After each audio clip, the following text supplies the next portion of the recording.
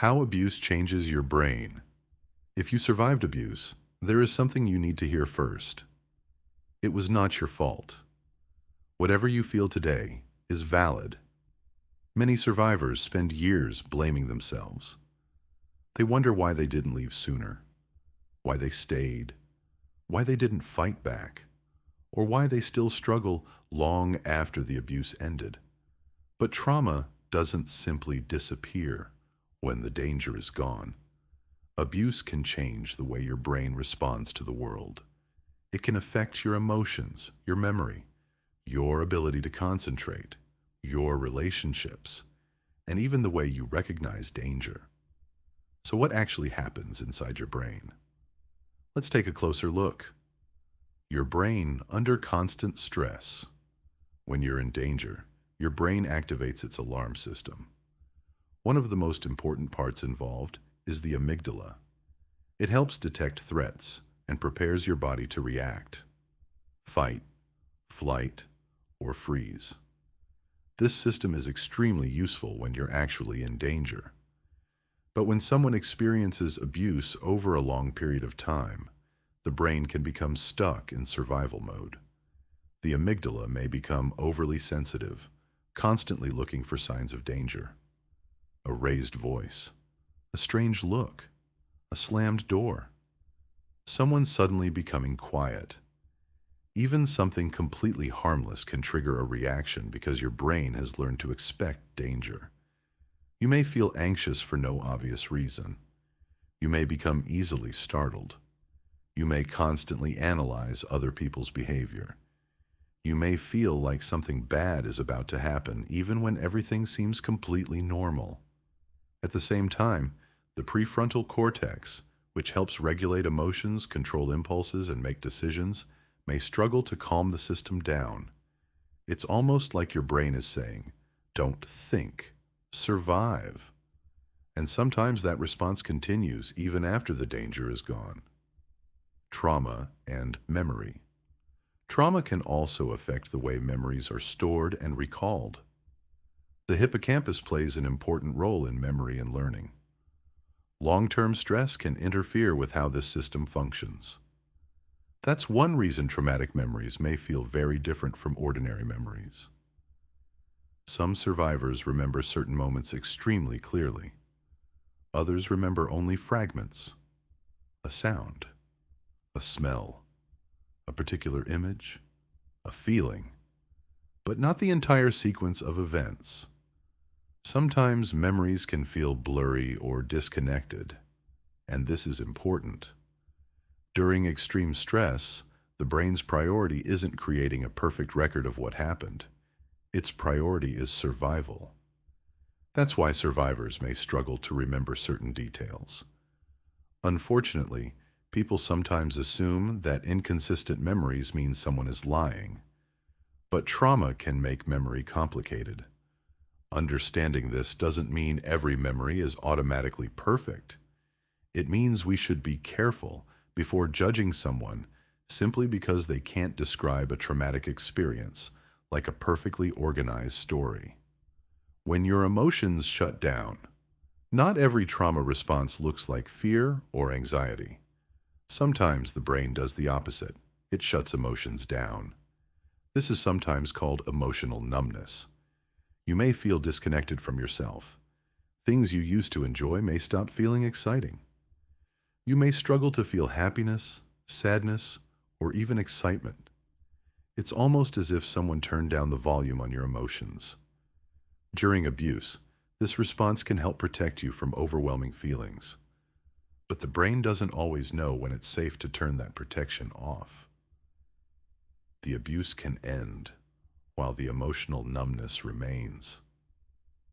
So if you've ever wondered, why don't I feel anything anymore? It doesn't necessarily mean that you're broken. Sometimes numbness is simply the mind's attempt to protect itself. And healing is possible. Emotional regulation. Trauma can also make emotions much harder to control. Imagine driving a car with a sensitive accelerator and broken brakes. You barely touch the gas, and suddenly you're speeding. That's what emotional regulation can feel like after prolonged trauma. You might go from calm to anxious in seconds, from relaxed to angry, from confident to terrified, or sometimes from feeling everything to feeling nothing at all. A small disagreement can feel enormous. A delayed message can feel like rejection. Someone raising their voice can immediately trigger fear. Your body may react before your mind even understands why. This doesn't mean you're weak or dramatic. Your nervous system may simply have learned to react quickly, because at one point, reacting quickly was necessary for survival. Unhealthy coping. Trauma can also affect decision-making and impulse control. When emotional pain becomes overwhelming, people naturally look for ways to escape it. Sometimes that means substances, sometimes reckless behavior, aggression, self-destructive choices, or constantly putting themselves into situations that create intense emotions. These behaviors don't necessarily mean someone wants to destroy their life. Sometimes the brain has simply learned, do whatever makes this feeling stop. The problem is that something that provides temporary relief can create even more pain later. That's why it's important to look beyond the behavior and ask, what happened to this person? Instead of only asking, what's wrong with them? That question can completely change how we understand trauma. Anxiety and depression. Long-term abuse can also increase the risk of anxiety and depression. Some survivors constantly expect something bad to happen. They overthink conversations, analyze people's facial expressions, read too much into messages, and constantly search for signs that something is wrong. Eventually, this constant alertness can become exhausting. Depression may follow. You may feel empty, hopeless, unmotivated, disconnected from other people. Things that once made you happy may stop feeling meaningful. Trauma has been associated with conditions such as anxiety disorders, depression, PTSD, and other serious mental health difficulties. But there's something important to remember. Your brain can change. The brain is adaptable. It's capable of creating new patterns and learning new responses. This ability is known as neuroplasticity. Healing doesn't mean pretending the trauma never happened. It means teaching your brain that the danger is no longer everywhere. It means slowly learning new patterns of safety. And professional support can be an important part of that process. You are not broken. If you've experienced abuse, you may have asked yourself, why am I like this? Why can't I just move on? Why do I react this way?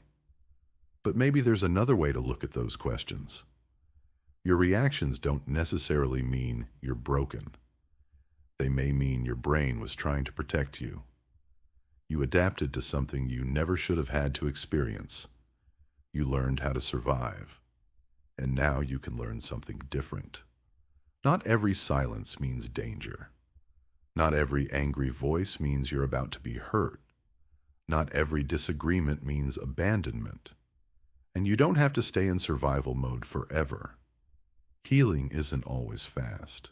Some days you'll feel stronger. Other days, an old memory or situation may bring everything back. That doesn't mean you've failed. Recovery doesn't mean forgetting what happened. It means what happened no longer controls everything that happens next. So if you're a survivor, remember this. It wasn't your fault. You didn't deserve it. And asking for help doesn't make you weak. You don't have to carry everything alone.